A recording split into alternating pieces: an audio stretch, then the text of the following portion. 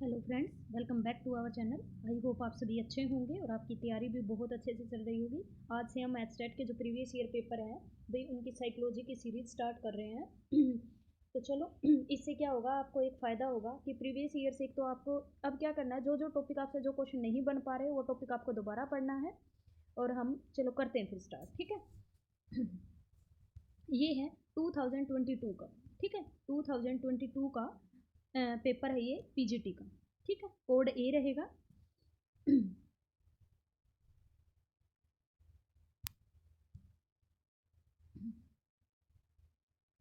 First जो question रहेगा अपना,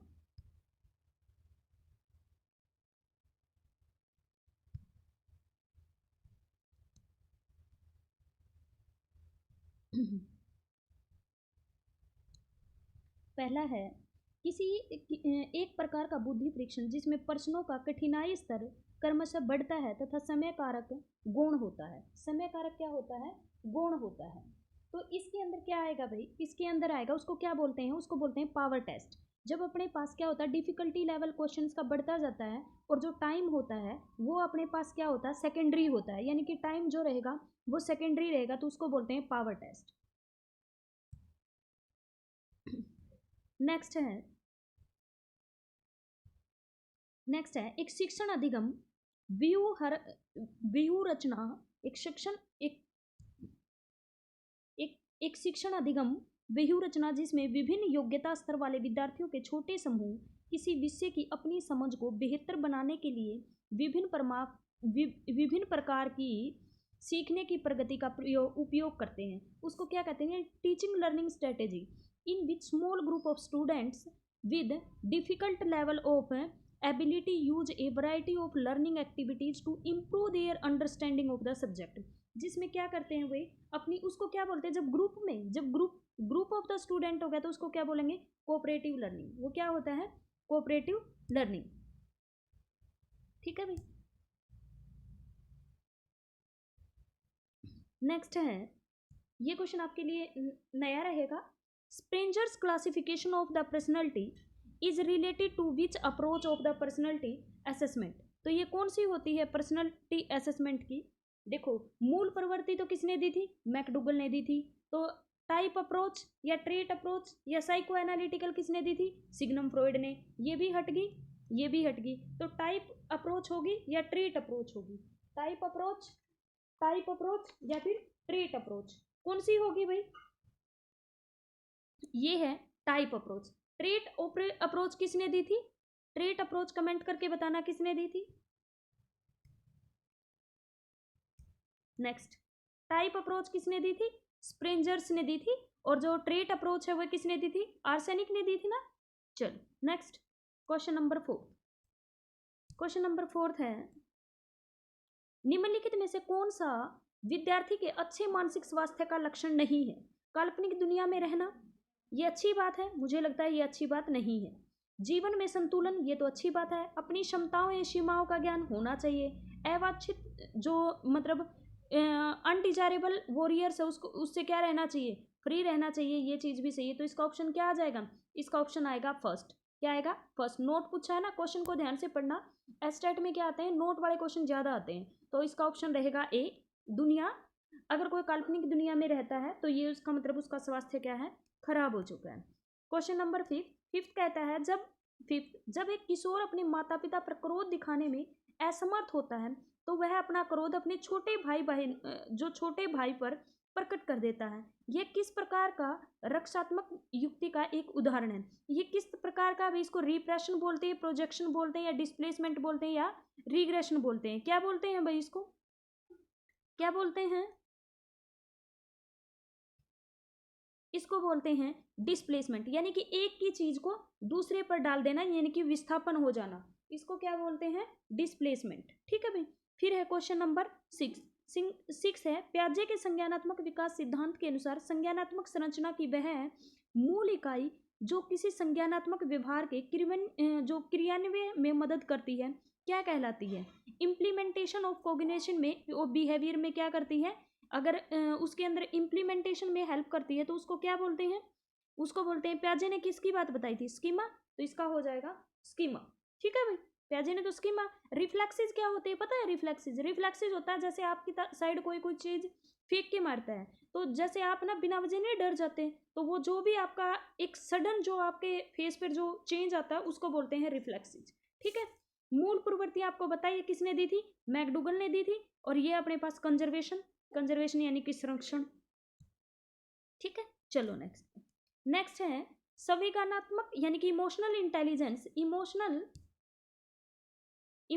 intelligence may be defined as capacity to reason with emotion in 4 areas। 4 area में किसने बांटा है भाई? किसने बांटा है? मेयर एंड पीटर ने। ये आपको याद करना पड़ेगा।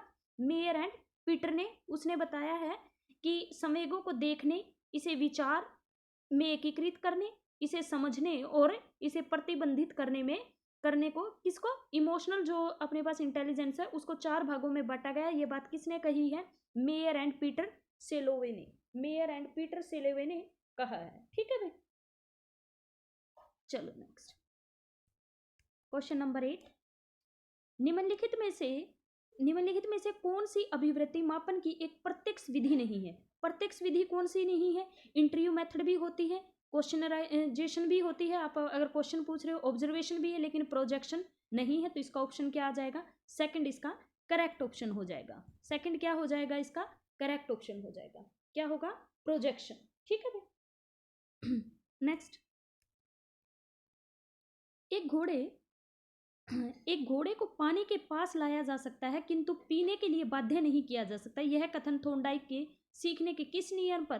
तत्परता का नियम, यानी कि रेडिनेंस होनी चाहिए आपके अंदर, सीखने की खुद के आप इच्छुक होने चाहिए। बस आपको कोई माहौल दे सकता है वो काम करने का, लेकिन करना आपको खुद ही पड़ेगा। ये क्या होता है? तत्परता का नियम, यानी कि लॉ ऑफ रेडिनेंस होता है। ठीक है भाई, चलो क्वेश्चन नंबर 10 में है,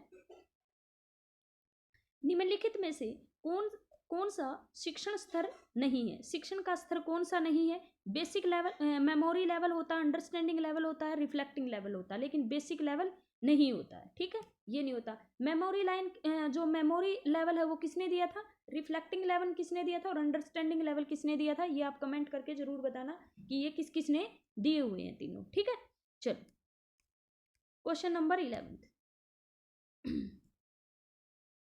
निम्नलिखित में से कौन सा ब्रेनर के पारिस्थितिक तंत्र सिद्धांत का भाग नहीं है पूछा। यानी कि ब्रेनर के इकोलॉजिकल मॉडल सिस्टम में कितने थे उसके पार्ट? उसके 5 पार्ट थे। 5 थे ना? उसके अंदर माइक्रो था, मैक्रो था, मेजो था, एक्जो था और लास्ट क्या था? Chrono system. लेकिन वो ये माइनर सिस्टम, यानी कि माइनर सिस्टम की बात है, माइनर सिस्टम की बात वो कहीं नहीं करता। तो ऑप्शन नंबर 3 इसका करेक्ट हो जाएगा। क्वेश्चन नंबर 12 कहता है, संवेग एवं मूल प्रवृत्ति के संदर्भ में कौन सा युग्म सही नहीं है? कौन सा युग्म सही नहीं है, आपको ये बताना है। ठीक है भाई, तो ये होगा अपने पास एंगर और रिपल्सन, यानी कि क्रोध और निवृत्ति। ये जो है इसका करेक्ट ऑप्शन रहेगा। ये बिल्कुल सही है, ये भी सही है और ये भी सही है। ठीक है, क्वेश्चन नंबर 3, किशोरों का सामाजिक विकास करने हेतु कौन सा तरीका सर्वाधिक उपयुक्त है? कौन सा तरीका सर्वाधिक उपयुक्त है? अगर आपको समाजीकरण करना है तो आप क्या करोगे? डिस्कशन करोगे, सोशलाइजेशन पे बात तो अच्छी है। ऐसे कंपटीशन करवाओगे? नहीं। ऑर्गेनाइजेशन, ग्रुप एक्टिविटी, ये इससे बेस्ट रहे।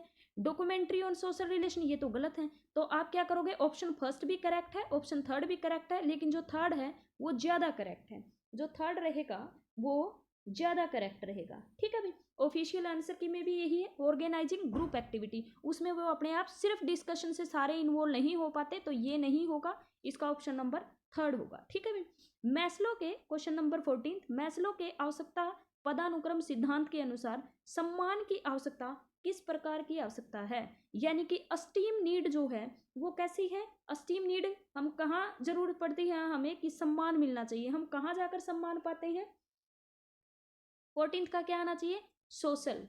तो सोशल में यानी कि समाज में हमें जरूरत होती है कि सब हमें क्या दे? सम्मान दे, रिस्पेक्ट दे। तो क्या आ जाएगा? सोशल इसका आंसर हो जाएगा। क्वेश्चन नंबर 15, निम्नलिखित में से कौन सा कार्य है? क्वेश्चन नंबर 5, कौन सा कार्य बाकर मेहदी के सृजनात्मक यानी कि डाइवर्जेंट थिंकिंग परीक्षण से संबंधित नहीं है? भाई वही ऑप्शन देख लो इसमें से जो जिस क्वेश्चन के जिस भी आंसर में डाइवर्जेंट थिंकिंग नहीं हो रही वो ऑप्शन अपने पास आ जाएगा, ठीक है। क्योंकि ये कह रहा है ना क्रिएटिविटी, क्रिएटिविटी होगी तो वहां पे कैसी थिंकिंग होगी, वहां पे डाइवर्जेंट थिंकिंग होगी। कैसी होगी, डाइवर्जेंट थिंकिंग होगी। देखो प्रोडक्ट इंप्रूवमेंट रिलेटेड टास्क, अगर एक प्रोडक्ट को आप इंप्रूवमेंट कर रहे हो, इसमें कोई डाइवर्जेंट थिंकिंग कोई क्रिएटिविटी कर रहे हो, मुझे तो लगता नहीं। कोई नया रिलेशन बिटवीन द पेयर, कोई न्यू चीज कर रहे हो तो हाँ बिल्कुल ये तो सही बात है। Unusual uses related task, unusual uses यानी कि आपको असाधारण उपयोग संबंधी कार्य दे रहे, ये भी बिल्कुल सही। इसमें भी क्या करनी पड़ेगी, क्रिएटिविटी करनी पड़ेगी। उत्पाद सुधार संबंधी कार्य, इसमें पूछो एवं अनुमान लगाओ, अनुमान लगाओ में क्रिएटिविटी होगी यानी कि डाइवर्जेंट थिंकिंग होगी, तो इसका ऑप्शन आ जाएगा थर्ड, ठीक है। तो क्या आ जाएगा इसका थर्ड, यानी कि 15th का क्या होगा अपने पास, 15th का आंसर, सॉरी 15th का रहेगा भाई, सॉरी ये नहीं है। आस्क, अगर आप किसी से आस्क यानी कि पूछ रहे हो या फिर गैस कर रहे हो, तो गैस करने में तो अनुमान लगाने में तो क्या आप कोई भी अनुमान लगा दोगे या किसी से पूछ लोगे, तो इसका ऑप्शन नंबर 4th रहेगा, ठीक है। क्वेश्चन नंबर 16 में है निम्नलिखित में से कौन सा कथन व्यक्तिगत विभिन्नता के संदर्भ में सही नहीं है। व्यक्तिगत विभिन्नता के, कोई भी व्यक्ति पूर्णतः समान नहीं हो सकता, ये बात बिल्कुल सही है, नहीं पूछा है, नोट पूछा हुआ है, ठीक है। इंडिविजुअल डिफरेंसेस के बेसिस पे नोट पूछा हुआ है, तो no two person are exactly alike, ये बात बिल्कुल सही है। Individual differences may belong to different area, व्यक्तिगत विभिन्नता अलग अलग क्षेत्रों से संबंधित हो सकती है, ये बात भी बिल्कुल सही है। व्यक्तिगत विभिन्नता विकास के विभिन्न आयामों को प्रभावित करती है, बिल्कुल 100% सही है ये तो। व्यक्तिगत विभिन्नता केवल आनुवंशिकता, ये बात गलत है, केवल हेरिडिटी थोड़े, इन्वायरमेंट और हेरिडिटी। तो ऑप्शन नंबर कौन सा आ जाएगा तुम्हारा, ऑप्शन नंबर जो करेक्ट होगा वो हो जाएगा 4th। कौन सा हो जाएगा 4th करेक्ट, क्योंकि नोट पूछा हुआ है तो करेक्ट यही हो जाएगा जो गलत है, ठीक है। क्वेश्चन नंबर 17, व्यक्तित्व अध्ययन की शील गुण विधि के जनक कौन कहे जाते हैं, कौन माने जाते हैं भाई, जो शील गुण है यानी कि पर्सनालिटी के, थ्योरी ऑफ ट्रेट थ्योरी की, ट्रेट थ्योरी के कौन माने जाते हैं, मैंने पहले भी बताया था, आइसेनिक माने जाते हैं, ठीक है। आइजेंक जो है वो माने जाते हैं, ठीक है भाई। क्वेश्चन नंबर 18 है, संप्रेषण कौशल यानी कि communication skill is correct for the receiving the information. अगर इंफॉर्मेशन को क्या करना, आपको रिसीव करना है। देखो अगर आपको कोई इंफॉर्मेशन प्रोवाइड करनी, कोई देनी है, तो उसमें तो आपको स्पीकिंग और रीडिंग आएगा, और अगर आप रिसीव कर रहे हो तो आप उसमें पैसिव रहते हैं, सुनना और लिखना आता है। 18 का जो आंसर रहेगा वो तुम्हारे पास रहेगा, 1 मिनट, सुनना और पढ़ना, हाँ बिल्कुल, लिसनिंग एंड रीडिंग। अच्छा राइटिंग है, राइटिंग नहीं आएगा भाई, ये गलत बता दिया मैंने, राइटिंग नहीं आएगा, रीडिंग। अगर आप पढ़ रहे हो तो आप कुछ नहीं हो कर रहे, यानी कि लिसनिंग और रीडिंग जो होती है ये पैसिव होती है, कैसी होती है, पैसिव होती है। और स्पीकिंग और लिसनिंग, स्पीकिंग और राइटिंग, स्पीकिंग और जो राइटिंग होती है ये तुम्हारी एक्टिव होती है। इसमें क्या करते हैं, अगर आप कुछ भी देते हो तो इसमें, और अगर कुछ सुनते हो तो लिसनिंग एंड जो रीडिंग होता है इसको पैसिव बोलते हैं, LSRW, इन चारों के लिए होता है, ठीक है। चलो क्वेश्चन नंबर 19 में है, according to triarchic theory which of the following is not a type of intelligence. 2023 में पीजीटी के अंदर ट्रायर्किक थ्योरी किसने दी है, ये आया था।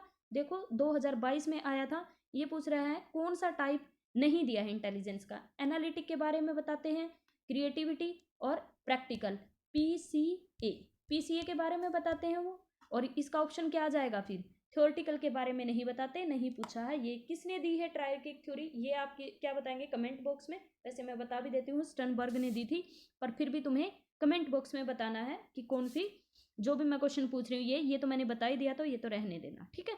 चलो क्वेश्चन नंबर 20th है कोहलबर्ग की थ्योरी से। According to Kohlberg theory what level of morality is it when the morality includes self accepted moral principle। भाई सेल्फ एक्सेप्टेड जो होता है वो क्या होता है, लास्ट जो होता है उसमें, जो लास्ट जो कोहलबर्ग की कितनी है 6 स्टेजेस दी गई है, और 6th स्टेजेस जो होती है इथिकल प्रिंसिपल जिसके अंदर आ जाता है, वही अपने पास जो सेल्फ अटेस्टेड मोरल प्रिंसिपल होता है, तो वो किस में आता है, पोस्ट कन्वेंशनल लेवल में आता है। किस में आता है, पोस्ट कन्वेंशनल लेवल में आता है, ठीक है भाई। फिर है 21st, which of the following is not a general characteristics of adolescence period. कौन नहीं है, ट्रांजिशनल पीरियड, बिल्कुल सही बात है। पीरियड ऑफ अनरिलीजम, ये भी सही है। It is the time for search of identity, ये भी ठीक है, और थ्रेशोल्ड ऑफ प्यूबर्टी, इसके चारों ही सही हैं। वैसे तो इसमें ग्रेस मार्क्स मिला था, लेकिन अगर हम फिर भी थोड़ा सा ये करते तो हम ऑप्शन बी के साथ चले जाते, ठीक है, ऑप्शन बी के साथ जा सकते थे फिर भी, लेकिन ये चारों ही सही हैं। अगर आपको फिर भी कोई ऐसा क्वेश्चन चूज करना पड़ जाए तो उसके लिए ऐसा देखो कि 3 तो बिल्कुल हमने पढ़े हुए हैं, हमारी बुक से हैं, तो अपने पास क्या रहेगा, ऑप्शन नंबर सेकंड को टिक कर लेना, लेकिन इसमें सबको ग्रेस मार्क्स मिला है, ये चारों ही सही है, ठीक है। नेक्स्ट है, व्यक्तित्व आकलन हेतु पार्सिंग अंतर्बोध परीक्षण किसके द्वारा विकसित किया गया है, यानी कि thematic appreciation test for the personality assessment. भाई ये जितने भी टेस्ट है ना, ये सारे के सारे तुम्हें याद करने हैं, ठीक है। थेमेटिक एप्रिसिएशन टेस्ट किसने दिया था, मुरे एंड मॉर्गन ने दिया था, मुरे एंड मॉर्गन ने दिया था, मुरे और मॉर्गन बिल्कुल करेक्ट है इसका। क्वेश्चन नंबर 23, जब एक निश्चित संख्या में प्रतिक्रियाओं के बाद ही अधिगमकर्ता को पुनर्बलन प्रदान किया जाता है। देखो भाई, रीइंफोर्समेंट कैसे मिल रही है, रीइंफोर्समेंट लर्नर को मिल रही है सर्टेन नंबर ऑफ रिस्पॉन्सेज के बाद। एक तो नंबर की बात आ रही है, तो रेशियो यानी कि इंटरवल का जो है अनुपात, जो अंतराल वाला है, वे दोनों कट जाएंगे, तो अनुपात की बात होगी। अब ये कह रखा है कि किस में मिल रहा है, provided learner after a certain यानी कि फिक्स कर दिया, तो एक फिक्स मिल रहा है, तो क्या आ जाएगा, फिक्स्ड रेशियो। अगर नंबर की जगह यहाँ इंटरवल गिवन होता तो इंटरवल के ये दोनों ऑप्शन कट जाते। अब इसका फिक्स्ड दिया हुआ, सर्टेन दिया हुआ है, तो अपने पास फिक्स्ड आ जाएगा, वेरिएबल होता तो वेरिएबल आ जाएगा, ठीक है। तो इसका ऑप्शन नंबर ए जो रहेगा वो करेक्ट रहेगा। 24, प्याजे के नैतिक विकास सिद्धांतानुसार किशोरावस्था, ठीक है, according to moral development theory of प्याजे, अडोलोसेंस पीरियड को क्या कहते हैं भाई, नैतिक वास्तविकता की अवस्था कहते हैं, या फिर दबाव की नैतिकता की अवस्था कहते हैं, या फिर प्रायत नैतिकता की अवस्था। देखो दो ही अवस्था बताई है, क्या बताई है, जो मोरल डेवलपमेंट में प्याजे ने दो ही तो अवस्था बताई है। पहली बताई है स्टेज ऑफ हेट्रोनोम्स, और दूसरी बताई है स्टेज ऑफ ऑटोनोम्स। तो इसके अंदर अपने पास 24 का क्या आ जाएगा, 24 का फोर्थ आ जाएगा, क्योंकि स्टेज ऑफ ऑटोनोम्स मोरलिटी, क्योंकि ये क्या बोल रहा है, अकॉर्डिंग टू अडोलोसेंस पीरियड में क्या आती है, ऑटोनोम्स मोरलिटी, और 0 से लेकर 5 साल तक कौन सी रहती है, हेट्रोनोम्स, ठीक है। तो इसका ऑप्शन नंबर फोर्थ करेक्ट हो जाएगा, ठीक है भाई। चलो नेक्स्ट है 25, निम्नलिखित में से कौन सा कारक अधिगम को सकारात्मक रूप से प्रभावित करता है, सकारात्मक रूप से कौन सा करेगा, यानी कि पॉजिटिवली अफेक्ट्स लर्निंग। तो लैक ऑफ मोटिवेशन नहीं, लैक ऑफ मैचुरेशन नहीं, इंफॉर्मेशनल फीडबैक देके ये हो सकता है, इंफॉर्मेशनल फीडबैक। ये कहता है मीनिंगलेस कंटेंट, उसका तो कोई फायदा नहीं, तो चारों में से बेहतर कौन सा है, यही ऑप्शन रहेगा। तो अपने पास क्या आ जाएगा, इसका फोर्थ करेक्ट ऑप्शन हो जाएगा, ठीक है भाई। रोहित प्रशंसा पाने हेतु दूसरों की सहायता करता है। देखो भाई, जब दूसरों की सहायता, help others to get praise के लिए कर रहा, मतलब एक्सट्रिंसिक मोटिवेशन, दूसरे तो ऑप्शन भी नहीं पढ़ने हैं। What will be the intelligence quotient of 15-year-old boy when mental as कितना, देखो भाई IQ इज इक्वल टू में क्या होता है, IQ इज इक्वल टू होता है मेंटल एज बाय में क्रोनोलॉजिकल एज मल्टीप्लाई में 100, तो कितना आ जाएगा, इसको कैंसिल करोगे 3 से, ये 5 हो जाएगा, ये 4 हो जाएगा, इसको करोगे तो तुम्हारे पास 80 इसका आंसर हो जाएगा, ठीक है भाई। चलो नेक्स्ट, और ये भी याद रखना है भाई, जो ये है 27, इसके अंदर ये चीज़ें भी याद रखनी है कि ये जो है किसने कॉन्सेप्ट दिया था इसका, क्योंकि इस पे क्वेश्चन आता ही आता है, इसका कॉन्सेप्ट किसने दिया था और कब दिया था, ठीक है। तो ये भी तुम्हें देखना है, ठीक है। नेक्स्ट है, एक शिक्षक के रूप में आप विद्यार्थियों की सृजनात्मकता का विकास करने हेतु निम्नलिखित में से कौन सा कार्य नहीं करेंगे, यानी कि आपको क्रिएटिविटी ऑफ द स्टूडेंट जो है वो डेवलप करनी है, तो कौन सी चीजें नहीं करेंगे आप, इनकरेजमेंट करेंगे ओरिजिनलिटी में, बिल्कुल, रिमूवल ऑफ फियर बिल्कुल, फ्रीडम टू रिस्पॉन्ड बिल्कुल, अवॉइडेंस ऑफ डाइवर्जेंट थिंकिंग वो तो सबसे ज्यादा जरूरी होती है, तो ये जो है ये गलत है, यानी कि हम इसका ऑप्शन नहीं पूछा था, तो यही आ जाएगा, ठीक है भाई। चलो नेक्स्ट है, विकास जो केंद्र से परिधि की तरफ, यानी कि क्या कह रहा है, सेंटर टू पेरिफेरल, तो क्या होता है सेफेलोकोडल। और सिर से पैर की तरफ क्या होता है, सॉरी वो होता है प्रोक्सिमेट डिस्टल। और अगर सिर से पैर की तरफ हो तो होता है सेफेलोकोडल। सेफेलिकोडल जो होता है वही वो होता है सिर से पैर की तरफ, और ये होता है सेंटर से पेरिफेरल की तरफ। तो इसका जो आंसर होगा ये अपने पास क्या होगा, बी आ जाएगा। नेक्स्ट है 30th, भूख एवं प्यास किस प्रकार की अभिप्रेरणा है। भूख और प्यास मैस्लो की है ना, ये मैस्लो की हायरार्की से ली गई है। भूख और प्यास कैसी है, इंट्रिंसिक। कैसी होगी, इंट्रिंसिक। तो क्वेश्चन नंबर 30th का क्या होगा, ऑप्शन नंबर 3। ये थे आपके 30 क्वेश्चन साइकोलॉजी के, जो पीजीटी के अंदर 2022 के पेपर में आए हुए हैं। तो इनको आप रिवाइज करना, और जो भी आपको इन क्वेश्चंस में आपको लगा हो डिफिकल्टी आ रही है, मेरा एम सिर्फ इतना है, आपको ये पता चले ये क्वेश्चन करने से कि कौन सा टॉपिक अपना वीक है, ठीक है, वही आपको ज़्यादा से ज़्यादा पढ़ना है। ये सीरीज रेगुलर चलेगी। और मैं मैथ के भी क्वेश्चन, मैथ, हिंदी, और जो मतलब तुम्हारी ये जो अपना कॉमन पेपर है रीजनिंग, मैथ और जीके, ये जो 30 नंबर है ये भी हम कल से स्टार्ट करेंगे, और ये भी हम रेगुलर ऐसे ही करेंगे। इसकी मैं पहले से पीडीएफ बना के रख लूँगी ताकि आपका टाइम ज़्यादा ना लगे। वीडियो को ज़्यादा से ज़्यादा लोगों तक शेयर करना, चैनल को सब्सक्राइब करना। Thank you so much, bye bye, मिलते हैं नेक्स्ट वीडियो।